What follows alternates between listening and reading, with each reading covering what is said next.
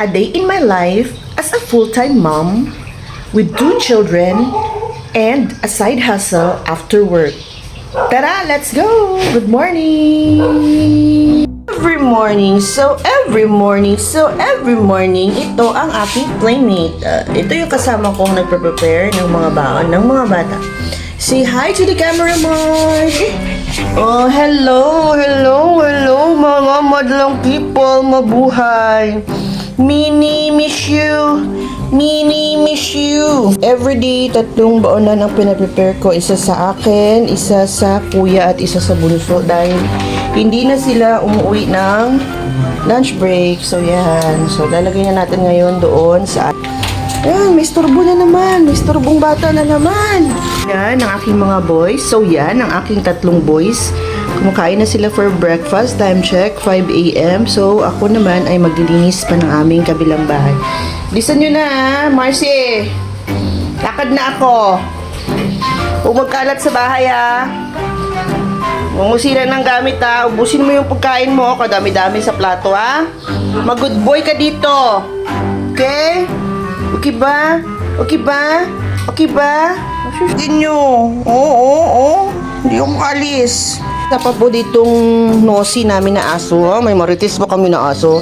Mag-work na. Everyday ito. Lumalabas ito para magpupo at magwiwi. So, kasali ka sa aking a day in my life as a full-time mom with 2 kids. Ay, maraming kids kasi may kids pa na aso.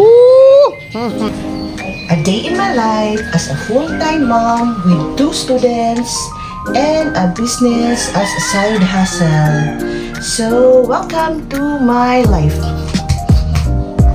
So, eto nga, bago papasok ng office at ng school ay maglilinis muna kami ng bahay dahil nga wala kaming katulong.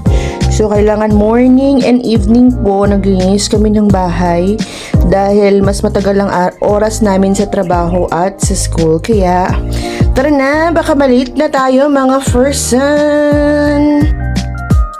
So, kagaya dun ba ninyo ako na maarte? Kahit ang liit-liit ng bahay ay palipat-lipat ang mga gamit sa loob nito. So, eto, naglilinis na ako niyan ng kwarto. Super liit lang ng house namin pero ang mga gamit araw-araw, iba-iba ang arrangement. Orty yarn! So, after ko niyan magwalis, ginamit ko na yung downy na pinakita ko kanina. Yun po ang pinampunas ko ng sahig. Pero syempre naman, no, kahit malit itong bahay natin, mabango naman pag lalabas at papasok ka dito. Matapos naman nating maglinis ng mga kwarto, ay isunod naman natin tong bathroom natin. So, pasensya na sa mga kumakain. Ganito po yung ginagawa ko bago maligo talaga. Binababad ko muna sa toilet bowl cleaner para pumuti yung bowl natin at saka ko kinukuskus ang buong CR. So, pasensyahan nyo na ang itsura ng aming banyo. Lagi naman po yung nililinis pero wala kasi siyang pintura kaya ganyan ang kanyang itsura. So, lagi kong nare-remind ang mga bata na kapag may ayaw na silang mga gamitin, damit, laruan, o kung ano-ano pa dito ilagay sa ating black basket dahil yan ay mga pamimigay natin sa pamilya ng aming kasambahay dito. So, para pag uwi niya sa New Year or Pasko, meron siyang maibigay sa kanyang mga kasama sa bahay.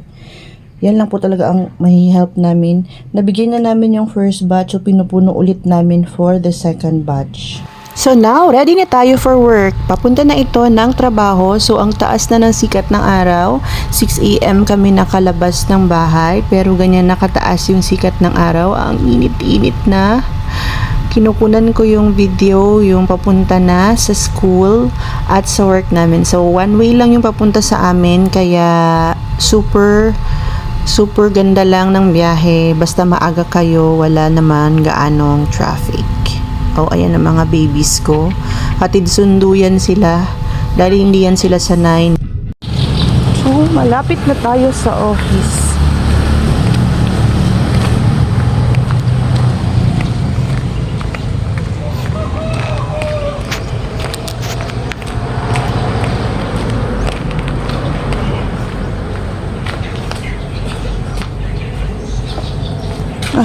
Good morning. Good morning.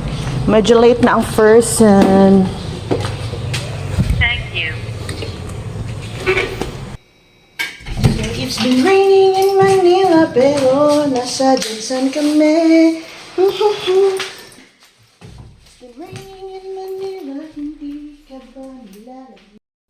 So, kakaya ko rin kayo na pagpapasok ng work, sa work na mag-skincare, magme-makeup.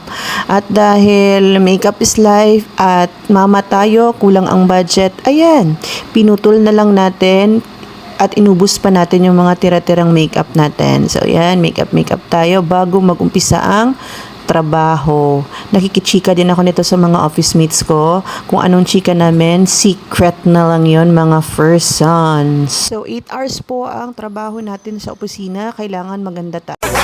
Pag uwi naman sa bahay, nagtindahan muna at nag-TikTok sa loob ng tindahan. So, that's all for today's A Day in My Life. Ewan ko kung may kwenta ba itong A Day in My Life ko, pero sinubukan ko lang mag-video kung kayang-kaya ko bang gumawa ng video ng A Day in My Life. A Day in My Life. So that's all for today's video. Kung umabot ka dito hanggang dulo, thank you very much dahil natiis mo ang wala kakwenta-kwenta kong vlog.